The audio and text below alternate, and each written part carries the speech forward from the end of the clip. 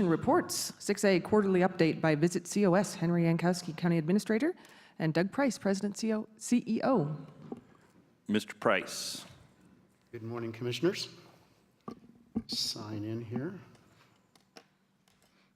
I want to say it's the first time I've had a chance to be in front of the new commissioners, and congratulations. I look forward. We're going to make a change in 2019 where I'm going to come twice a year to update you. So I'll be back in August with about a halftime report. And I also want to just comment briefly that Crystal Latier has joined our board. When Deanne retired, Crystal was appointed, and she's already jumped in through her orientation and has participated in a couple of meetings, and we're very thankful to you for having appointed Crystal to our board. So she brings great new perspectives. So Cammie and Holly, I want to let you know that visitors are temporary taxpayers. Okay? We love that they come. We love that they spend their money. We love it even more that they take their problems and they go home.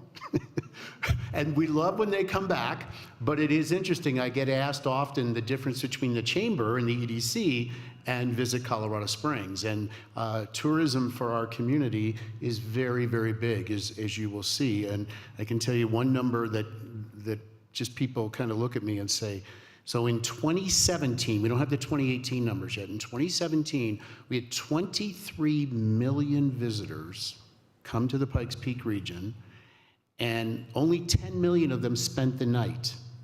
13 million are here for the day.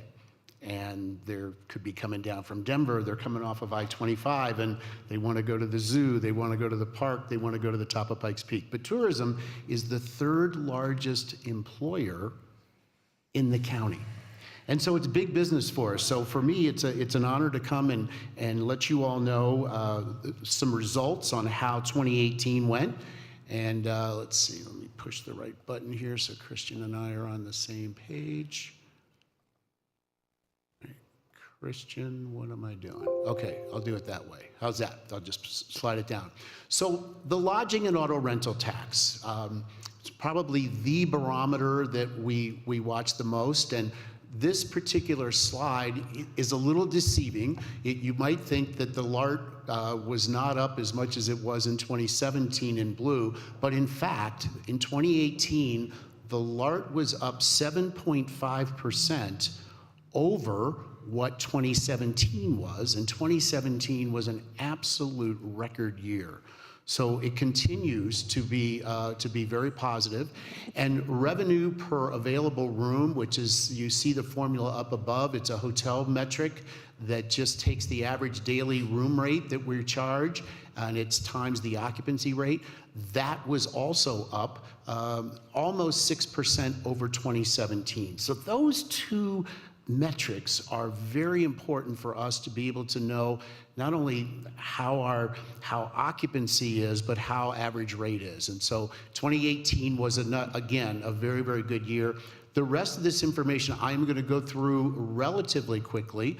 I'll show you that we go to about 40 trade shows a year where we go out and our sales team is out selling people at the association level, the corporate level, sporting events, family and military reunions to come. So we attend about 40 shows a year where we generate leads. Here's just an example in Q4 of some of the types of trade shows that our staff goes out and attends. We have what we call destination site visits, where people, you may have participated in these in the past. If you've ever done an event or considered doing an event somewhere, you've gone to a city to consider it. We had nearly 69 site visits in 2018, where they might be coming to decide, are we coming to Colorado Springs, or are we going to another city, or where are we going to meet in Colorado Springs? So we had about 69 of those, which was up over 2017. And here is an example of just in the 2018, some of the groups who came to take a look and decide whether they were going to come here to meet with us. We're in the lead business.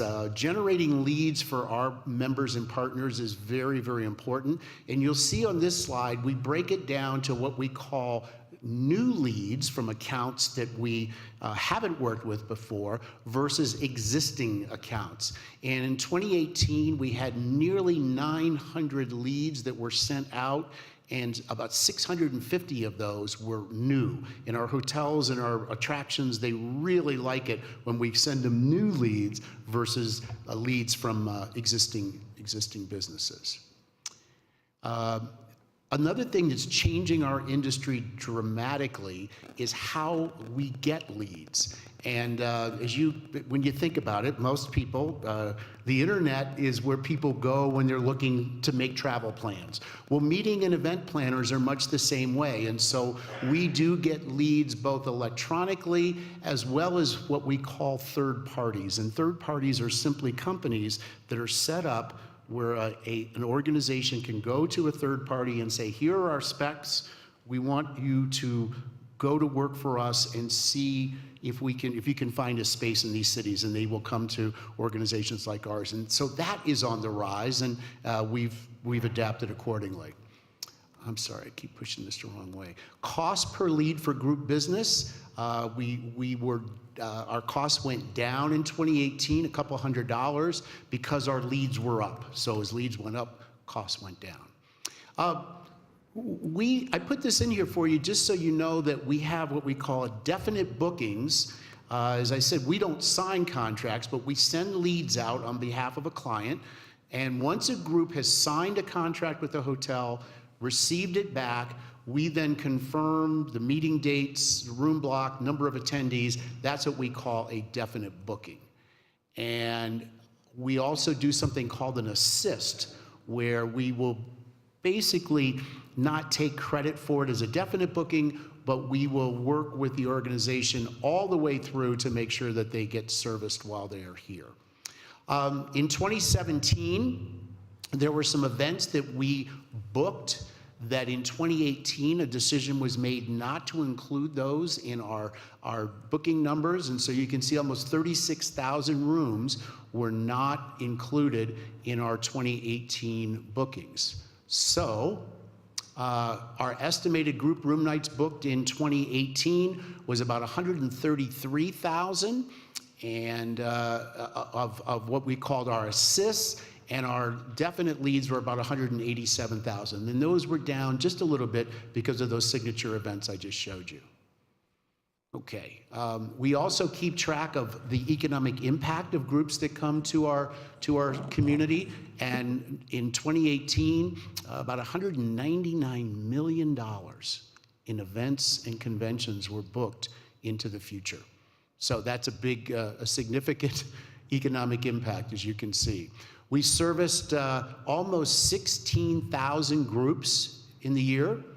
Our website, which, as you know, is our face, was up in all categories except partner click-throughs. And what I can tell you there is that that's trending in the right direction. Our goal when someone comes to visit COS.com is we want them to spend some time with us, but we also want them to click through to our partner sites to get information. And probably in the midway through the year last year, that figure was down almost 21%. We've done some things, and I think by the time I'm back in the summer, that number should have caught up. All right, and time on website is about flat, 2 minutes. These are some of the top referring sites that send people to our website. We just keep moving here. We spend about $100,000 a year in social media, which was up significantly over where we were, and the results followed. That Facebook and YouTube and Instagram and Twitter, all those accounts are up. So there's a good ROI there. That's just kind of our strategy for social media and public relations. We do have partners, members, if you will, that pay dues. And our dues in 2018 were up over 2017. We're in about a 5-year process of raising our dues, and this was year 3 of that.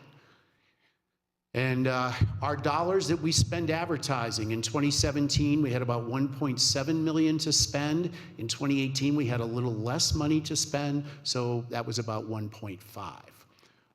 These are the markets that we basically go after. There's two groups for us. There's people who come on vacation and leisure travel, so we really do promote Olympic City, USA, family and outdoor, recreation, and crafts and drafts. And then group travel for business, you can see the markets there that we go after. Print guides. We print our official visitors guides, and those are the origin of guides that were requested specifically through Visit COS, the guides that were ordered and distributed. But interestingly enough, all in, we print 500,000 visitor guides.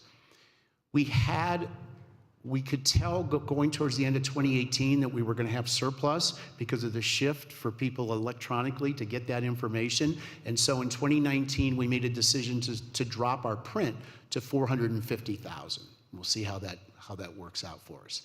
These are the top states and countries that come to our city in Colorado Springs, and these are the number of visitor guide.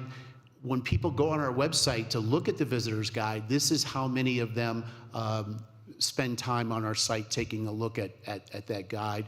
And finally, what I find is pretty fascinating is they spend over 7 minutes on that guide getting information, and that's up substantially over 2017.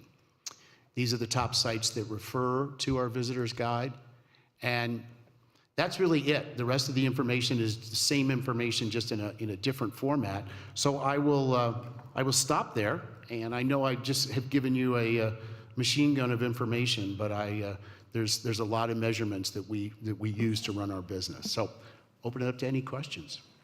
Sure, Commissioner Williams. The LART tax that's collected in Colorado Springs, Correct. Does Monument or Fountain have one of those that you know of? I think they do, but I don't know what their tax rate is. Okay. Yeah, I don't know. I can tell you that ours is 2%, our lodging tax.